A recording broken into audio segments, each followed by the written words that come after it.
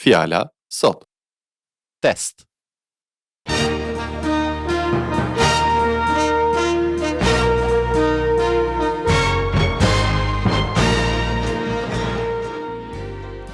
Përshëndetje dhe mirë se vini në këtë seri programesh nga pastorët Paul dhe Doug Schroeder nga shërbesa Fjala sot. Dhe fjala për sot është test. Kjo fjalë do të thotë të provosh ose të vësh në provë.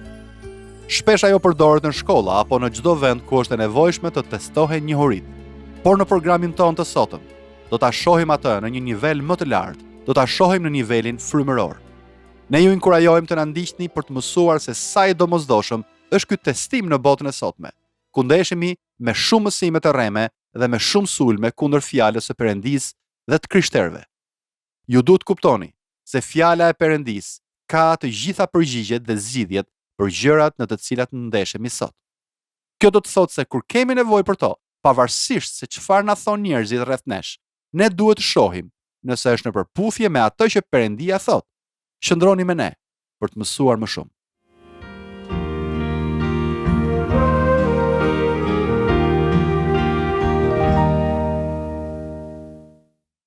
I krishteri duhet të testoj frymërat vazhdimisht.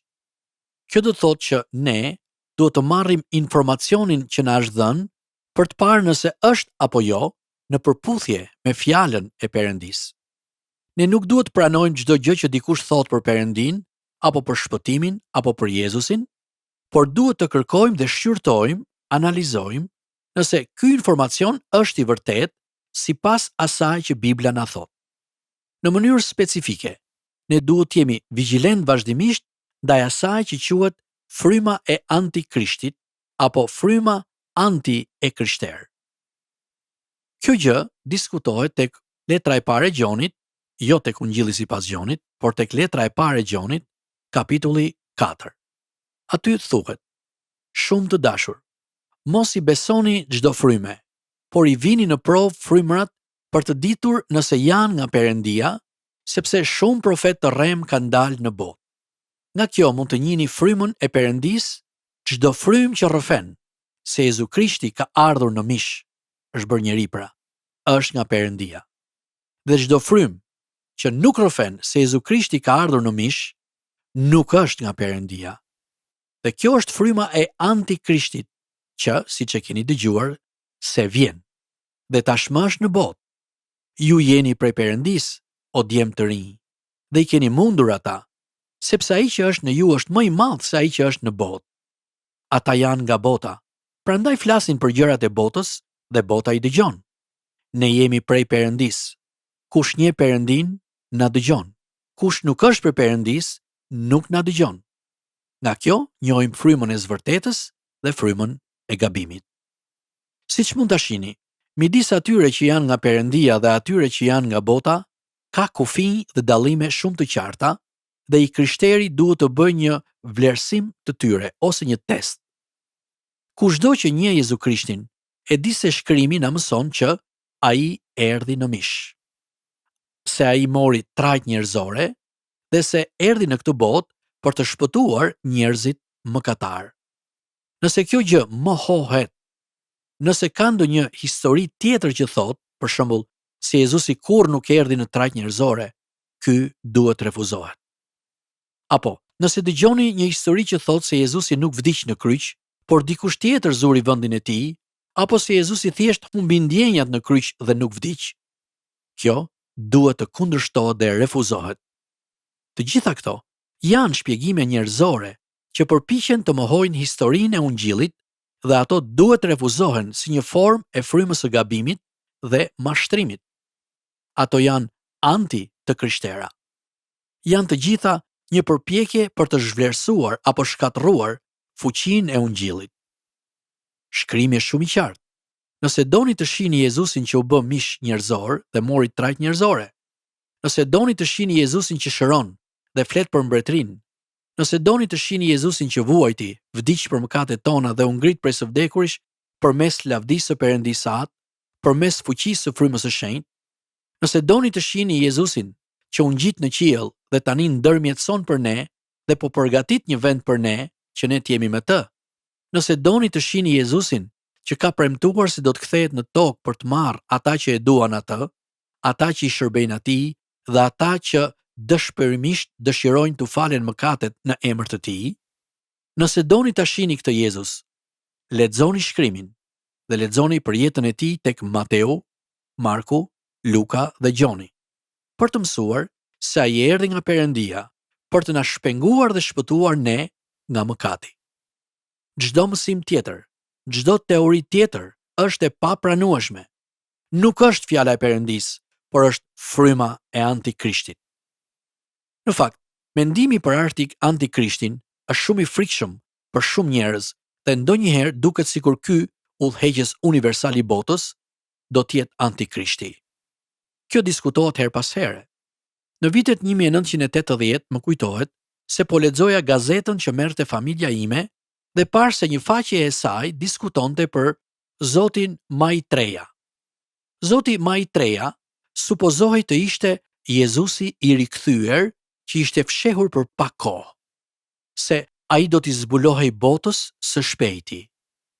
Kjo ndodhi në vitet 80 dhe duket se jo shumë kohë më parë, një rigjallërim i ngjashëm i kësaj bisede për këtë Zot Maitreya u kthye përsëri dhe u diskutua se ishte Jezusi që ishte rikthyer, vetëm se tani ai po nënshtronte gjithë fetë e botës në drejtimin e tij fetar. Gjepura, vetëm fjalë boshe, pa kuptim. I krishteri nuk duhet të përfshihet në këto plera, dhe me të vërtet janë vetëm plera. Janë antit-krishtera. Është qesharake të sugjerosh se rikthimi i Jezusit duhet të mbahet në fshehtësi dhe se ai do t'u shfaqet vetëm disa njerëzve shumë shpejt. Kjo është marrëzi. Sipas dhjatës së re, rikthimi i Jezusit do të shihet nga të gjithë. Ai do të jetë universal dhe të gjithë do ta shohin. Kur flitet për luftë kundër mësimeve të rreme, ne duhet të ngushëllohemi nga fakti se në vargun 4 tek letra e parë e Gjonit, kapitulli 4, thuhet: Ju jeni prej Perëndis, o djemë të rinj, dhe i keni mundur ata, sepse ai që është në ju është më i madh se ai që është në botë. Unë gjithmonë ndjej kënaqësi nga ky ngushëllim dhe nga kjo siguri. Nuk ka rëndësi se çfarë mashtrimesh apo gënjeshtrash do të vjellin njerëzit teologjikisht. Ju duhet qëndroni fort te shkrimi, duhet qëndroni fort tek e vërteta dhe do të jeni shumë mirë. Premtimi i Jezusit është se ju i keni mundur ata. Edhe nëse ata përpiqen t'ju sulmojnë, edhe nëse përpiqen t'ju godasin, ju e dini të vërtetën. Kam bërë një udhëtim në Azi dhe po vizitoja disa nga njerëzit që kishin përjetuar tortura dhe familjarët e cilëve ishin vrarë. Fola me njerëz që ishin larguar nga qytetet e tyre për shkak të persekutimit për emrin e Jezusit. Ngushëllohuni nga kjo. Ai që është në ju është më i madh se ai që është në botë. Satani shkatruar, mbretëria e tij është mposhtur. Në Jezu Krishtin ju keni premtimin e jetës së përjetshme. E dini, unë jam ulur në studio tani, këtu në Tiranë, dhe sot është një ditë e bukur me diell, dhe po mendoja që ne këtu në Shqipëri nuk ndjejmë tortura dhe nuk ndjejmë shumë dhimbje. Nuk ka rëndësi se kur apo si do të vijë persekutimi për ndjekja. Nëse do të vijë nga dikush që tallet e ju përqesh, nga që besoni se Jezu Krishti u ringjall prej së vdekurish, apo nga dikush që është arrogant e kryeneç dhe beson në evolucionin darwinian dhe mendon se ju jeni budallënj sepse mendoni që Perëndia e krijoi botën. Tani, personalisht, unë besoj se darwinistët kanë mungesë besueshmërie dhe ashpërsi intelektuale kur vjen puna tek teoria e tyre, por nuk kanë rëndësi se kush ju sulmon fizikisht apo me fjalë. Kujtoni që siguria është kjo: ai që është në ju është më i madh se ai që është në botë. Dëgjoni, të krishterët duhet të testojnë vazhdimisht. Mos pranoni çdo gjë që thuhet në televizor. Mos pranoni çdo gjë që thuhet në programin radiofonik, përfshirë këtu edhe programin tim. Shkoni tek fjala e Perëndis, te shkrimi, dhe shikoni nëse ajo gjë është e vërtetë. Shikoni nëse ajo që unë po them sot përputhet me atë që thot shkrimi. Mendoj se ju do të zbuloni që sot në botë ka shumë teologji pa erë dhe pa ngjyrë. Me fjalë tjera, ka shumë mësime që janë si gaz helmues. Ato qarkullojnë dhe helmojnë mendjen e njerëzve. Në shumë shtëpi në Amerikë, duhet ketë detektor të monoksidit të karbonit, sepse ai është një gaz pa erë dhe pa ngjyrë që është shumë i dëmshëm, madje është vrasës. Kështu, këto pajisje ndizen dhe tregojnë nëse ka monoksid karboni për të paralajmëruar njerëzit. Në të njëjtën mënyrë, edhe ju si krishterë, duhet keni një detektor që tregon gjepurat, mësimet e rreme. Dhe ne duhet u vëmë gjërave emrin që kanë. Kur dikush ka një mësim, nuk ka rëndësi në është një prift apo pastor i rangut lartë, apo është një figurë e lartë dhe me shumë autoritet në shoqëri, por kur ai ka një mësim që është në kundërshtim me Ungjillin, ai është anti-krishter dhe ne duhet ta themi këtë. Dhe kur e bëjmë këtë, le të mos e bëjmë me zemrim dhe armiqësi. Ne duhet të mbajmë frymën e Jezu Krishtit që na nxit në vargjet 7 deri 12, ta duam njëri tjetrin. Është e rëndësishme që ne të shfaqim frymën e dashur të Jezusit, por të qëndrojmë për të vërtetën e Perëndis dhe të mos lejojmë që dikush të na mashtrojë. Vazhdoni të qëndroni për besimin, ashtu siç na mëson Shkrimi, dhe Jezusi do të na mbajë pa lëkundur dhe në korsinë e duhur. Ai do të na mbajë pranë vetes së Tij, që kur të vi koha, nëse do të përjetojmë persekutim, të jemi të përgatitur dhe të dimë të vërtetën në emrin e Jezusit.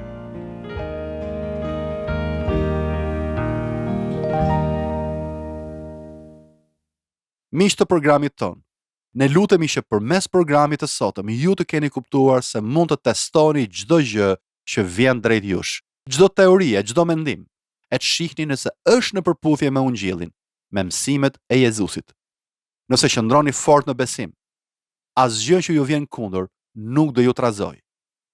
Për të mësuar më shumë për këtë dhe nëse doni të mësoni më shumë për Jezusin, na shkruani në adresën tonë postare TWR Albania, kutia postare 130 Tiranë, ose në email twralbania@gmail.com. Këtë program mund ta dëgjoni në YouTube në kanalin TWR Albania, playlista Fjala Sot.